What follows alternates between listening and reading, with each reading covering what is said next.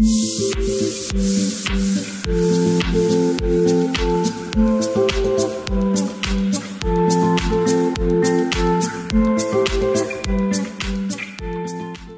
my name is David Lukwago, born and raised in Uganda, raised on a small farm that was practicing subsistence farming.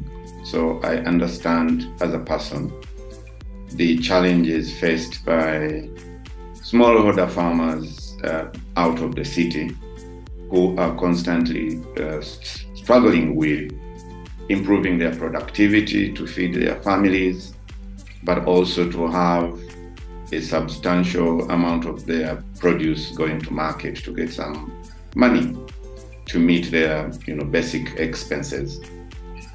I was privileged enough to get into business. I went into agro-processing, buying maize, cleaning it, and selling to World Food Program. And that exposed me to a lot of the problems that are still faced by smallholder farmers today.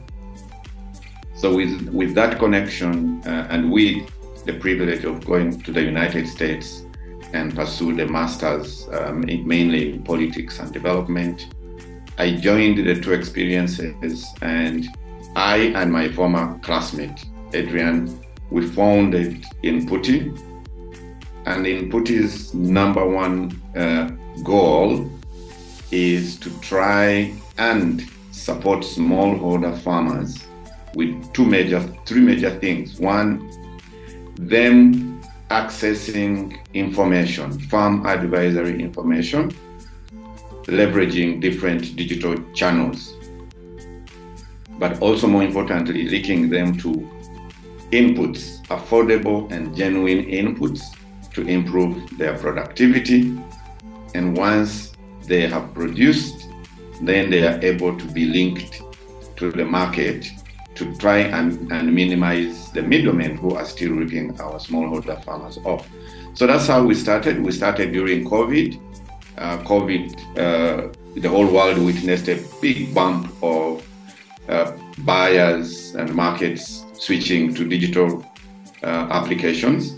So we leveraged that shift, and we launched Inputi in 2002, and we have registered tremendous growth, where now a lot of, for example, we have about 1,500 agro shops that place their orders through our system, and they're able to deliver these inputs to smallholder farmers. We've been able to access over 100,000 smallholder farmers, giving them farm advisory services to improve their productivity. And the startup has employed about 50 young men and women who are interfacing with these smallholder farmers, giving them all the support and solutions that they need through our digital solutions.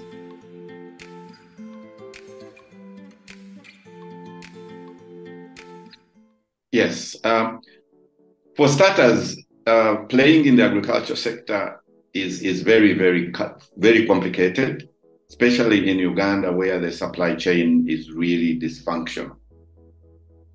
And then a lot of the 70% of the farm produce is by women who are not very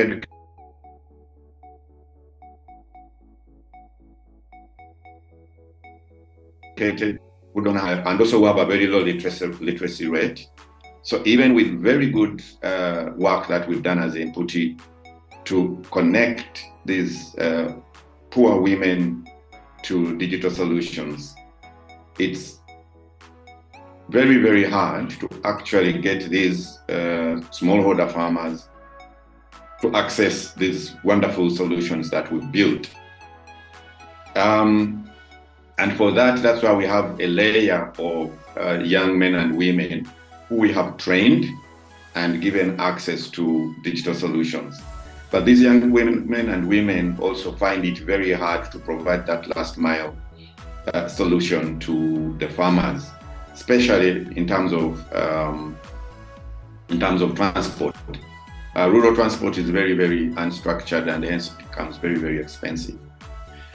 With funding from the Catalyst Fund, we now are, as I speak, already in the market, in the fields, reorienting our young men and women that we work with to access the farmers, identifying those that need digital tools and giving them access to smaller but usable phones that can deliver our advisory content to the farmers, but also supporting them to go direct to these farmers with we give them some little transport to ensure that they really start building relationships with these farmers through their farmer groups to create a sustainable model.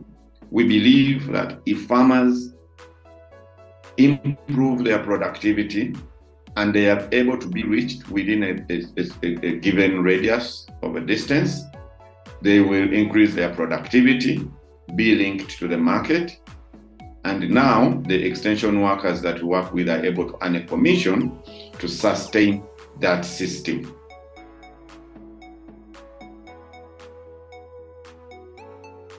To kind of scale or strengthen the system that we had already built, and we're extremely very, very grateful for this fund.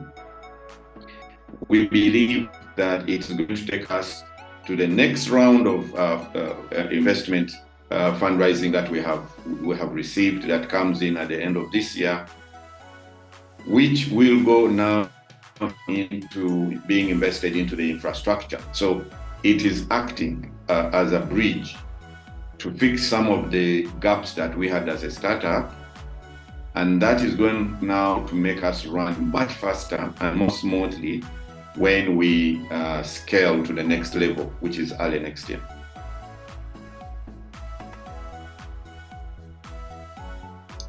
We actually saw my colleague Adrian, my co-founder, looked you up via LinkedIn.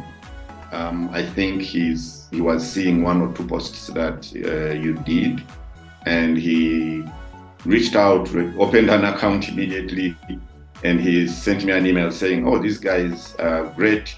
They can be very supportive to our startup, and they already know about Renew Capital.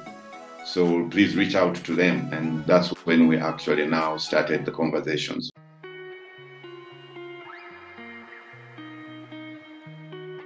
My advice for all the entrepreneurs and founders of startups is to stick to the mission. It's very, very challenging, and as by definition, startups were dealing with very chronic problems, societal problems. Understand these problems have existed before, meaning they are very hard to solve, and being very patient, focused to the mission, being resilient, but more importantly, looking out for other mission-aligned strategic partners, and there are quite many in the field, is one way to try and get the support you need to stay course to achieve and focus on the mission.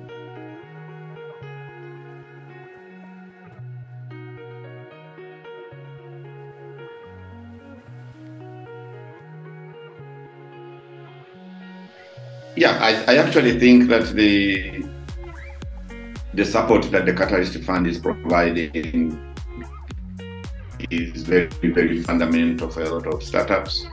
I don't know if many startups really know about your business model and the amount of support that you give.